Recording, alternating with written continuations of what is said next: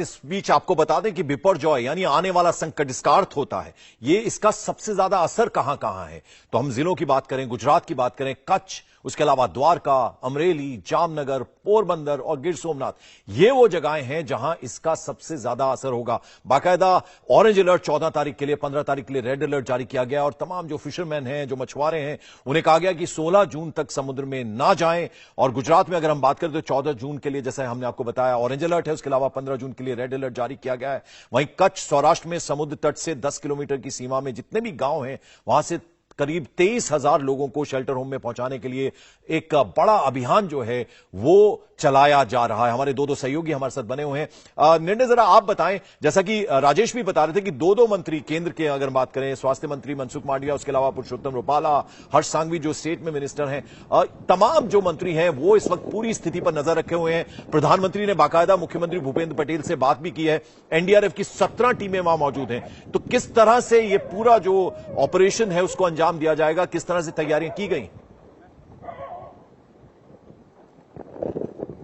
देखिए, मैं आपको बता दूं कि जब से ये तूफान का शेप लेना शुरू हुआ था, डीप डिप्रेशन जो इंडियन ओशन में पैदा हुआ था, और अरबिंद सी में जब ये आते आते तूफान का रूप जब ये ले रहा था, तब से गुजरात सरकार ने अपना जो मैकेनिज्म है उसको एक्शन में ले आए थे। और जहां तक आप मंत्रियों की बात कर रहे हैं, कच्छ में मैं आपको बता दूं कि केंद्रीय मंत्री मनसुख मांडविया के अलावा गुजरात सरकार के तीन मंत्री कैंप कर रहे हैं, प्रफुल्ल पानसरिया, ऋषिकेश पटेल और बलवंत सिंह राजपूत। इसके अलावा मोरबी में राज्य सरकार के मंत्री हैं कुंवर जी बावलिया, वो कैंप कर रहे हैं। राजकोट में कनु देसाई हैं, जामनगर में मुड़ू बेरा हैं, द्वारका में जैसा कि राजेश ने बताया हर्ष संघवी और पुरुषोत्तम रूपाला हैं। तमाम जो अफेक्टेड डिस्ट्रिक्ट हैं, तमाम जो ऐसे संभावित क्षेत्र हैं जहां पे तूफान अपनी तबाही मचा सकता है या भारी बारिश की वजह से नुकसान हो सकता है, वहां पहले से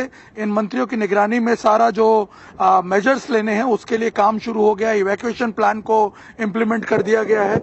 इसके अलावा सबसे ज्यादा इंपॉर्टेंट बात यह है कि जो रिस्टोरेशन प्लान है, तूफान तो तबाही मचाएगा ही अगर लैंडफॉल करता है या कच्छ के जखाऊ के पास इस वक्त जहां मैं खड़ा हूं, लेकिन उसके बाद कैसे इमीडिएटली सारी सेवाओं को सुचारू बनाना है, इस पर भी पूरा काम किया जा रहा है। मैं आपको बताऊं, इतनी माइन्यूट तरीके से चीजों को एक तरह से एनालाइज किया गया है, जैसे कि द्वारका और कच्छ में हमें ये पता चला है कि जितनी भी प्रेग्नेंट वुमेन हैं यहाँ पे और जो अपने जिनकी डिलीवरी जो है वो करीब है, उनका डेटा इकट्ठा किया गया और उनको बकायदा ऐसी लोकेशंस पे शिफ्ट किया जा रहा है कि जहां उन्हें इमीडिएट हेल्प मिल सके। और खास तौर पे जो हॉस्पिटल्स हैं और दूसरे जो हेल्थ सेंटर्स हैं, उसके आसपास के जितने भी ऐसे इलेक्ट्रिक पोल्स वगैरह जो हैं या जो सप्लाई सिस्टम है वो दोबारा रिस्टोर हो सके या उसको नुकसान ना पहुंचे, उसके लिए पहले से व्यवस्थाएं की जा रही हैं, ताकि ऐसी सिचुएशन में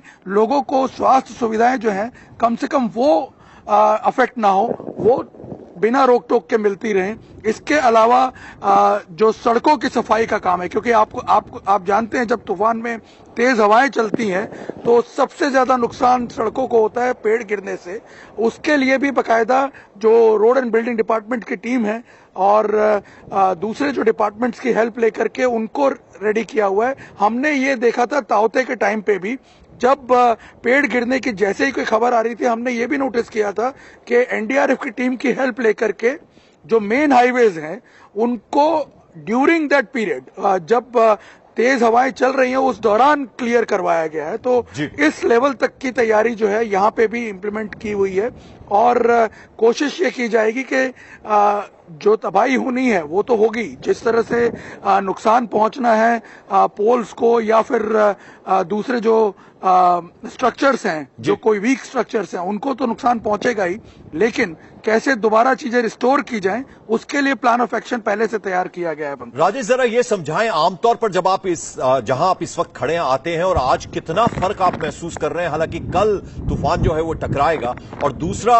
कंट्रोल रूम जो है वो एक्टिव कर दिए गए हैं और जो शेल्टर होम्स हैं वो कहां बनाए गए हैं, और साथ ही साथ आपसे ये भी समझना चाहेंगे कि जो आसपास के इलाके हैं वहां पर लोगों को क्या पहले से शिफ्ट कर दिया गया है?